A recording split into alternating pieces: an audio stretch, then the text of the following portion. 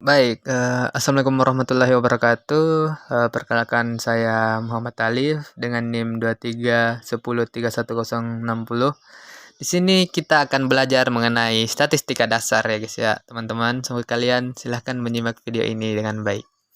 Nah, pembahasannya itu mengenai adalah yang pertama mengenal definisi tentang statistika dasar.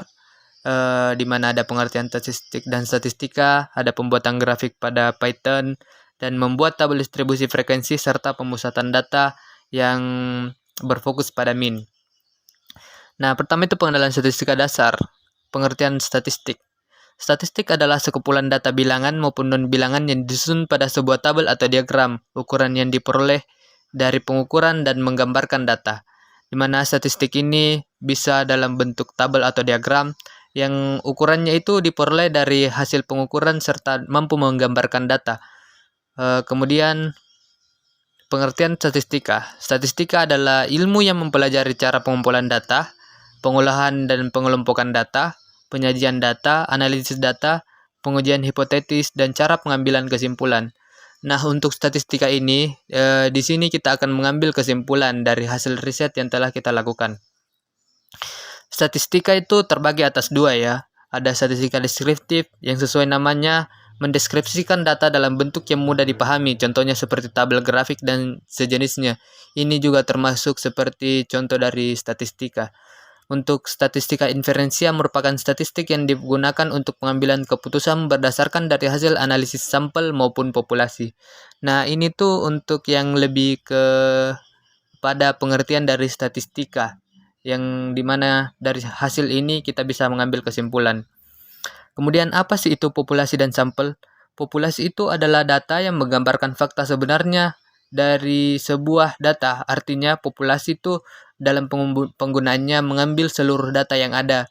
Kemudian sampel itu merupakan bagian dari populasi yang mampu menggambarkan populasi itu. Artinya dia diambil hanya beberapa namun cukup untuk melakukan analisis atau ya cukup untuk menggambarkan populasi itu.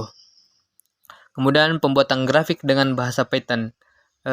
Di sini mungkin juga kita bisa menggunakan bahasa pemrograman yang lain, tapi karena untuk kasus saya itu belajar bahasa pemrograman Python, jadi kami menggunakan bahasa pemrograman Python.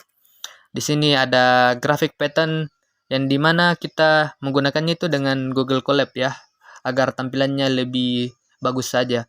Yang diperlukan itu cukup software pastinya, perangkat lunak, dan juga jaringan internet, dan karena Google Colab ini bisa langsung dimasuki lewat Chrome, jadi aman-aman saja menurut saya.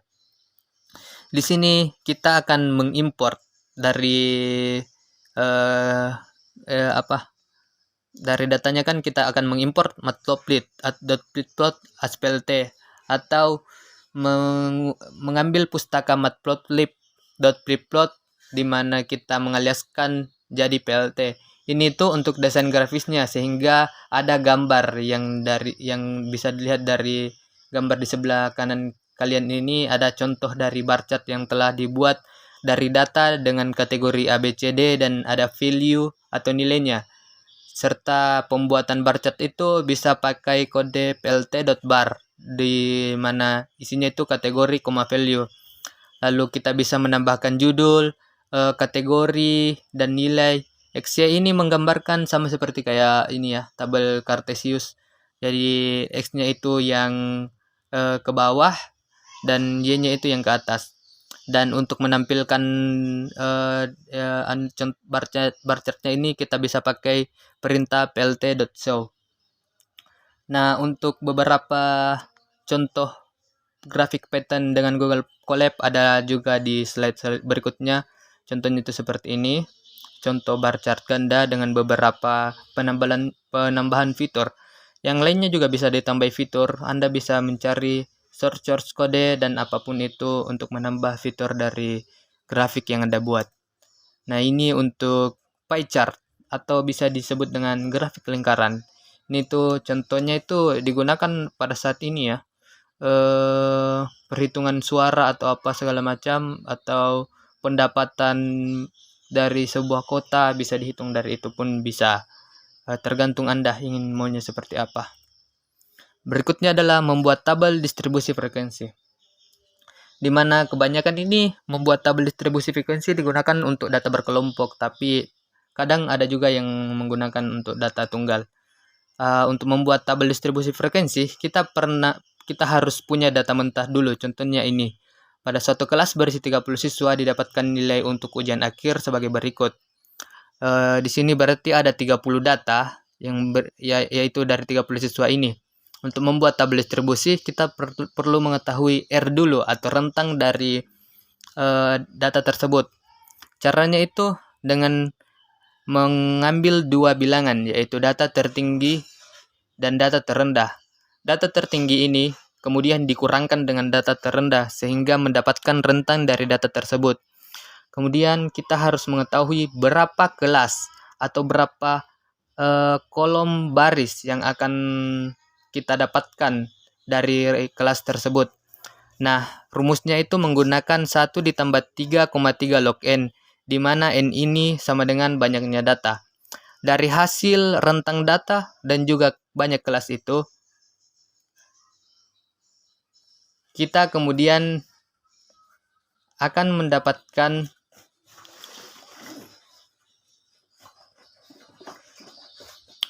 interval data dengan cara dari rentang data dibagi dengan kelas.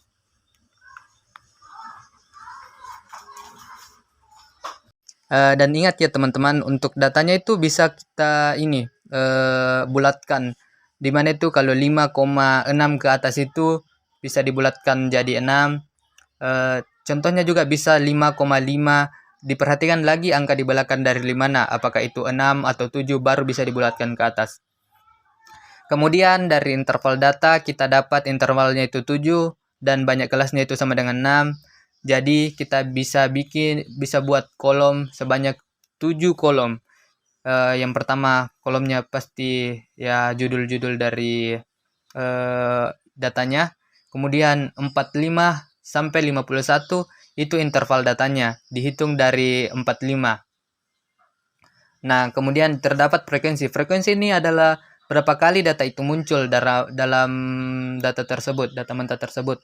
Dan ini tabulasi, ya kita bisa lihat sendiri ya. Berikutnya, kita akan mencari min atau rata-rata pada data tunggal dan berkelompok. Dari contoh di samping tadi, dengan data sekian dan berisi 30 siswa juga, kita bisa mengambil untuk data tunggal itu menggunakan rumus min sama dengan jumlah seluruh data dibagi banyak data, di mana rumus ini adalah rumus min aritmetika. Jumlah seluruh data yaitu berarti kita harus menjumlahkan seluruh data yang ada di kelas ini sebanyak 30 siswa ini dibagi dengan banyaknya data dibagi 30. Nah, saya mendapatkan dari hasil penjumlahannya itu ada 2195 jumlah seluruh data dibagi dengan 30 itu sama dengan 73,16. Itulah rata-rata dari nilai dari siswa tersebut.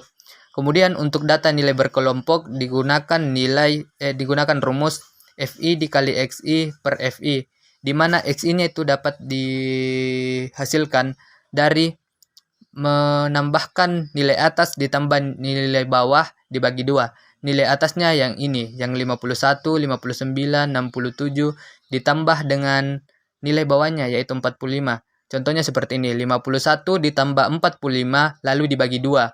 Hasilnya itu 48. Nah, dari rumus tersebut untuk mencari minnya itu kita perlu sigma FI dikali XI, di mana sigma ini berarti penjumlahan. Kemudian dari hasil FI yaitu frekuensi dikalikan dengan XI, kita mendapatkan sesuai dengan yang saya tulis di bawah ini sebanyak datanya itu sebanyak 2202 dibagi 30 atau jumlah dari frekuensinya atau FI sama dengan 73,4. Min dari data berkelompok dan data tunggal ini tidak jauh-jauh amat ya teman-teman ya. Berikutnya ada juga aritmetika berbobot. Untuk data tunggal itu kita bisa pakai rumus yang min sama dengan FI dikali XI per FI, dimana sigma dari ini tuh sigma atau penjumlahan ini dapat dari XI-nya, yang seperti tadi XI-nya itu ini ya, data tunggal dari data mentah kita, dimana saya punya contohnya ini adalah umur dari sebuah perusahaan, umur karyawan dari sebuah perusahaan. Ada 45, 52, 60, 35, 25, dan 26. F itu frekuensinya atau berapa banyak orang dari yang punya umur seperti data tersebut. Kemudian untuk mendapatkan FI dikali XI, yaitu dengan mengalihkan data tersebut dengan frekuensinya, sehingga didapatkan itu minnya sama dengan 975 dibagi 25, karena saya punya 25 data. Dihitung dari FI ini, jumlah dari FI ini. Dan saya mendapatkan min untuk aritmetika berbobot untuk data tunggalnya itu sama dengan 39. Untuk data berkelompok dapat digunakan rumus nilai tengah yang sesuai yang saya tadi bilang, atau XI. Bisa disebut XI atau sama dengan M. Nah, rumusnya itu mirip-mirip dengan yang saya tadi jelaskan ya, teman-teman. Jadi teman-teman bisa mendengar penjelasan ulang mengenai rumus tersebut sebelum video ini. Kemudian itu ada juga min geometrik dengan simbol G dan min harmonik dengan simbol H. Min geometrik ini ada memiliki rumus, yaitu G sama dengan N atau jumlah seluruh data diakarkan dengan XI dikali X2 dikali X3 sampai XN, atau jumlah dari data-datanya ya. Tapi seluruh datanya ini dikalikan. Contohnya itu saya punya data 2, 4, dan 8. Berarti jumlah seluruh data dari 2, 4, dan 8 adalah 3. 1, 2, 3. Lalu jadi bisa dibuat sesuai rumusnya itu 3 diakarkan 2 dikali 4 dikali 8, atau sama dengan 3 akar 64. Nah, di sini teman-teman, untuk mengetahui berapa nilainya, kita harus mencari satu angka yang jika dipangkatkan 3 mendapatkan 64. Dan hasilnya itu adalah 4. 4 kali 4 kan 16. 16 kali 4 itu 64. Untuk min harmonik, yaitu rumusnya N atau jumlah seluruh data dibagi dengan sigma atau penjumlahan dari 1 per datanya. 1 per data sampai sekian data, sampai banyaknya data. Contohnya itu adalah dengan contoh sesuai dengan data di atas tadi, saya ambil 2, 4, dan 8. Berarti ada 3 data dibagi dengan 1 per 2 untuk data pertama, ditambah 1 per 4 untuk data kedua, dan 1 per 8 untuk data ketiga. Ya, Anda bisa menggunakan banyak data lagi selama Anda bisa menghitungnya begitu. Sehingga dapatkan minnya itu sama dengan 3,43. Hubungan min aritmetika dan geometrik dan min harmonik itu ternyata ada, teman-teman ya. Dimana min harmonik itu lebih kecil atau sama dengan min geometrik, dan min geometrik itu lebih kecil atau sama dengan X bar atau min tadi, min aritmetika. Yang seperti ini adalah contoh dari X bar ya, teman-teman. Sekian dari saya, sampai jumpa di video berikutnya. Assalamualaikum warahmatullahi wabarakatuh.